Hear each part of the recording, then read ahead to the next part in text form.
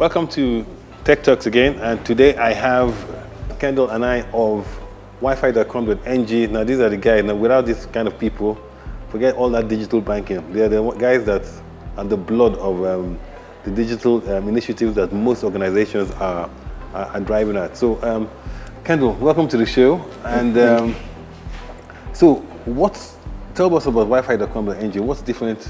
Okay. Why are you different from everybody else? So Wi-Fi.com.ng provides unlimited internet to small businesses and residential customers at a price that is 10 to 30% less than what you can get from a regular mobile operator.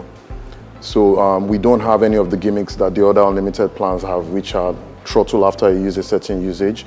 So you can use anything from 100 gigs to about 1 terabyte. So small businesses, a lot of startups love it because they can actually just control their costs. They know they're going to pay, if it's a residential customer, 9,500, if it's a business, 15,000, and that's all they pay for 30 days. Then even on the bottom of the simple payment plan, you know, free after you pay a certain amount. There you go. This is what I've been telling my colleagues in the bank. That's the kind of offering that customers understand. So how are you able to achieve? So what we did differently was we're outsiders from the industry. I actually worked with PricewaterhouseCoopers, Microsoft, and ExxonMobil. And what ExxonMobil is known for is capital efficiency. So I took the regular model that the telcos have and totally just threw it away. Basically, what the telcos usually do is get a tower co like an IHS or Helios, and then lease space off of their towers. We took a different approach. We decided to build the infrastructure ourselves, build it cheaper than they can. We built it at 10% of the capex a regular mobile operator would. And then we decided to power it over solar. So that way we don't have the fuel and diesel costs that the operators have, which is significant, because if you're going to do that model, you're going to have generators, which is significant capex. You're going to have logistics of getting the diesel to each of your towers. We don't have any of those costs. So we took all of those costs and moved it over to the cost of sales side, which is bandwidth. That way we have a higher bandwidth cost than they have. But unlimited internet sells itself. In fact, today, if you Google unlimited internet Nigeria, Wi-Fi.com.ng comes first, and we don't do any. So that way we also don't have any marketing costs, because ultimately anybody that's looking for unlimited internet, the first thing you're going to do is go to Google, and our name comes up first. We've maintained that for the 3 years we've been doing it formally. So for a consumer, I'm just trying to understand this too good to be true value proposition. So me, for instance, so if I want to sign up as an individual, what do I have to do? So you'd look for us, because we're basically, most of our customers come from referral. You look for us, or you search for us on the internet. Okay. You would call us, or you sign up on the website. Okay. We schedule an installation. We come install the device on the side of your home or business, and that device connects to one of our towers, and that's how it connects over Wi-Fi. But even in addition to that each customer we install also becomes a repeater for us. So that way we have down market customers that can actually hop on unlimited internet for a day, a week, or a month. That is incremental revenue to us. So each time we do an installation, we also reach out to more customers. So that way it just keeps growing by itself.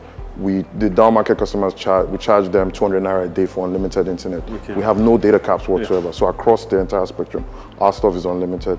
And Google's search engine are saying that each time people search for unlimited internet, they go to Wi-Fi.com.ng. So that way it just keeps going. So by providing this unlimited internet, it actually reduces your marketing cost. So our OpEx is we're very lean OpEx wise. And basically we're building our towers out, which I told you. So by building the towers, our focus is just building more towers, making them profitable, build the next one. We've been able to build about 60 of these towers in Lagos. We've covered Lekki, Yaba, Ikeja, Ogudu, Magodo, so we're expanding all over Lagos. We're also within the next 12 months, we should actually even take it a step further and be outside of Lagos, and also simultaneously expanding into Ghana. So let me ask you, so if I just came to Lagos, I'm a guest in Lagos, can I use like temporarily? So if you want to go so you have to be near a hotspot. So for example, if Cafe Neo was our customer, all you see is free Wi-Fi.ng. You would hop on with your phone, and then you can use the daily, monthly, or weekly. But if you're in a location where we have to do an installation, so you would have to pay the initial setup. So gradually you're going to have, the idea is to have coverage all of Lagos first, so that anyway, if I'm just outside, that's the whole point. So but we can only do that if we're riding on the telcos. They will squeeze us on the margin. But if we own our own infrastructure, which infrastructure is Africa's problem. So you're the retail player of a different kind, whereby you are partnering with small businesses who want your services to provide free, value-added internet, and also use them, collaborate with them, use them as a repeater. As a repeater. As a repeater. So how successful has this been? Oh, we've grown significantly. We have about 4,000 of these locations. We've doubled revenue every year since inception. How long has the business been? We've been doing it formally as a business 3 years, but we started as a side business while I was still working at Exxon, and another 2 years. Then formally, everyone was like, "Oh, you should actually make this a business." Yeah. We started just offering the internet to estates, and then by the time we had covered all the major estates in Lekki, we were like, "We can actually do this much bigger." So the Residents Association of Lekki Phase 1 came to us and told us, "What would it take to actually deliver the service to Lekki Phase 1?" So Lekki Phase 1 was the first location we did full mass market. They even took, so the support we got, they even provided Daytona, then Alhaji Shitu, which was the chairman of Lekki Phase 1, provided his supermarket and his brewery for us to actually install our towers there and equipment and beam across Lekki Phase 1. So after doing Lekki Phase 1, we're like, what next? And we said, okay, maybe we should go do the whole thing and make it an ISP and all that. We're actually licensed by the NCC, so we actually have spectrum. We're one of the few people that I can say in telecoms that we built an ISP just based on equity only and bootstrapping, and we're licensed ISP. We went into the auction with the big telcos and we came out successful. We have, so if you go on the NCC site, you'll see that we have a license. So you're a poster child for, you don't need, this is definitely a homegrown business that started from the bottom. That's fantastic. So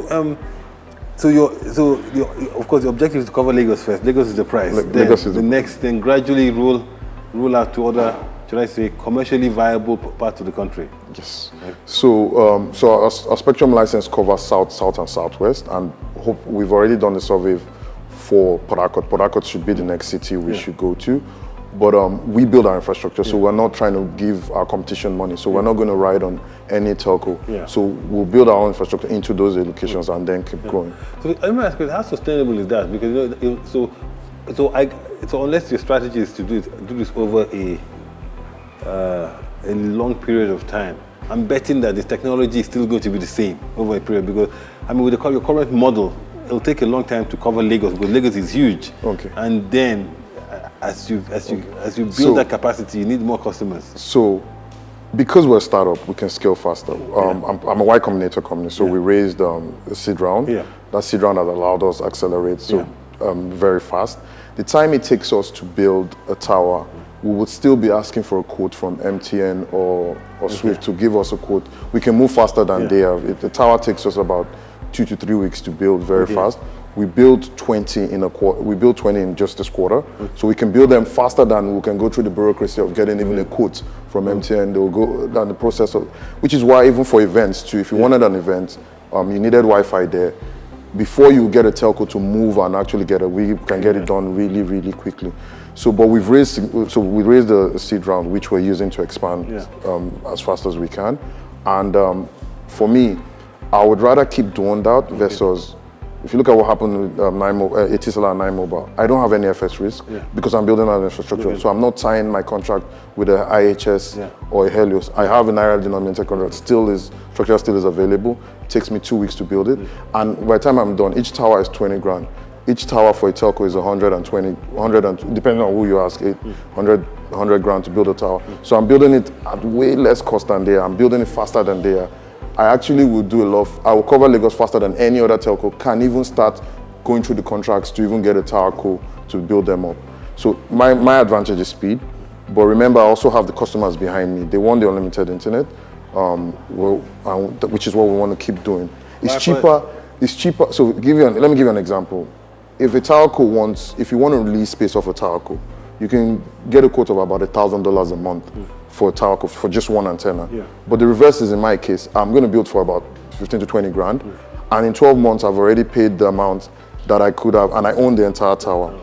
The tables will turn on why we're taking this long-term strategy. By the time we turn around to 5G, it will be obvious why we're building our towers, and the tables will turn in the sense that people will even want to co-locate with us, because then you are building small cells for 5G. So my customers, they've known how we started from zero.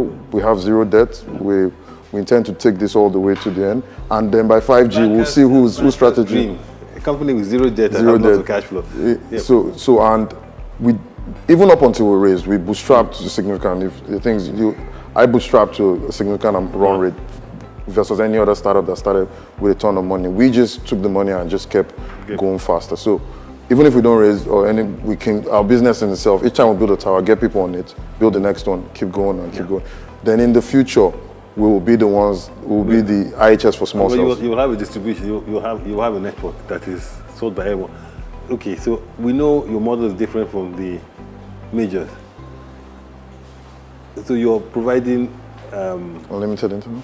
Unlimited data. Is that where it's going to stop, or are you going to now go into content business? Because everybody now says, how do we maximize so there you go. So you hit the nail on. So nobody wants to be a dumb pipe, like an ISP is a dumb pipe, right? So by building these towers up and owning the infrastructure all the way from the cable, so we partner with Main One, we directly connect to Main One and bringing it to the customer's home. We already have a location where we can push the content closer than any other person. So the regular ISP model, you're going to have a data center, all your stuff is centralized somewhere. But in our case, we own the towers, so we can actually locate the content at the towers and do every night fresh content and come in. And even take it a step further, because we own everything even into the customer's location with our device at the side and the repeater, we can actually, content can reside on the customer's end device and sitting down there, and they can access it quicker and faster, because video is the function of latency. The closer the content is, the better. So I won't be asking an IHS to, oh please, I need additional space to put this server content. I own my towers, I own my infrastructure, everything all the way. So I can even do more creative stuff than it's. So Ken, you know, I use data, like it's going out of fashion. I use data for everything. And so in my house, in fact, my kids, in fact, they don't care about anything. If the data is not on, it's like you've pulled out oxygen from the house.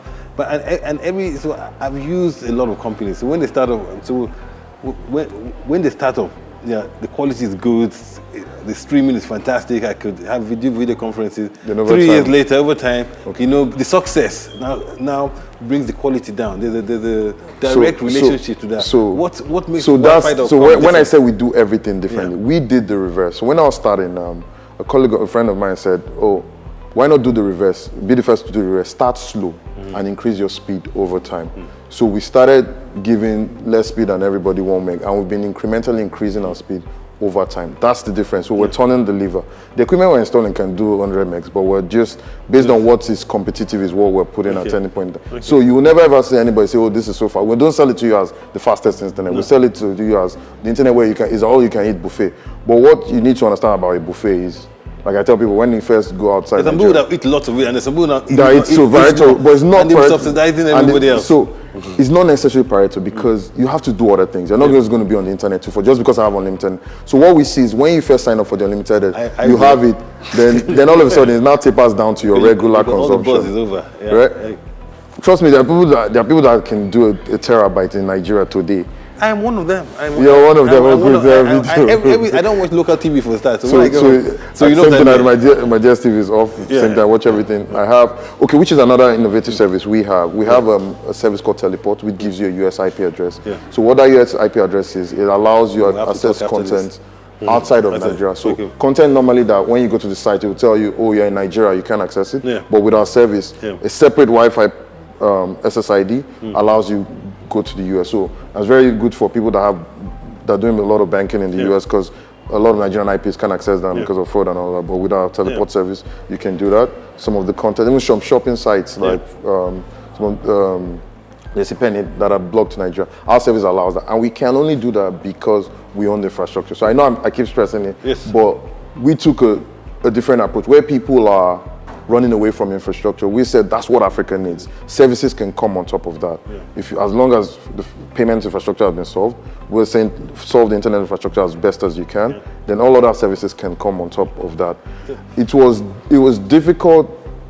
So when we were bootstrapping, it was difficult raising money from Nigeria because Nigerian investors are more short-sighted. When they hear infrastructure, they're like, oh no, I don't want to do it. But they didn't understand that, no, we have capital efficiency. Everybody wants to do everything very, very quickly. Yes. But and then, of course, when you borrow too at high rates, there's a pressure to generate cash flows. So everything is just short-termism. Short-term, which is, but luckily for us, we got into Y Combinator, and we have external investors who take a much longer-term approach on things, and that has helped too. Me, I think, like you can see me talking about 5G. We're doing things ahead of time. differently, but hopefully we'll be successful as long as we just keep doing it that way and learn from all of the telecom companies that came before us. So Kendall, one last question. I mean, like, I like the Wi-Fi.com story. It is by Nigerian, for Nigerians. It is also sustainable energy. You're using solar power. You're starting slow. You're not, laden it with great debt. So, I mean, I would think that, organizations that, like I always talking sustainability, the governments, state governments, or associations like that will be jumping on this bandwagon, trying to reduce our carbon footprint because we're not even using diesel. How's that going? How's the approach been? So far, to be honest, Lagos State government has been supportive. We got all of our permits for our towers really quickly. In fact, they gave us for the next one year saying that they wanted to see the people behind Wi-Fi.com and NGTZ, and when they saw it was young people trying to make a difference, they even said if there are areas where we think we want to build towers and we need the permits, we should come to them. So Basimra has been great with us. We've had no issue whatsoever. Same thing, even getting our license from the NCC. NCC has been very helpful. If we do need to, if there's some situations where we might want to feed the tower with fiber and all of that, we'll engage them and see if they, but so far, I've not had any issues with any of the government agencies.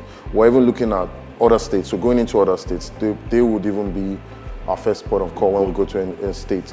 Then in terms of partnerships, we've also worked with other companies that are willing to subsidize the cost of internet in Africa. We have a few partnerships that way, and that as part of also helped fuel some of our growth too.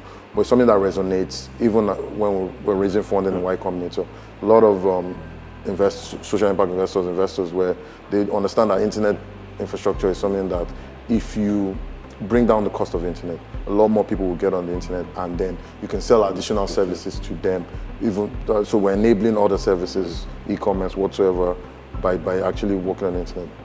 So Kendall, thank you very much for coming on the show, and we'll continue the conversation offline. Yeah, thank you very much. Thank you.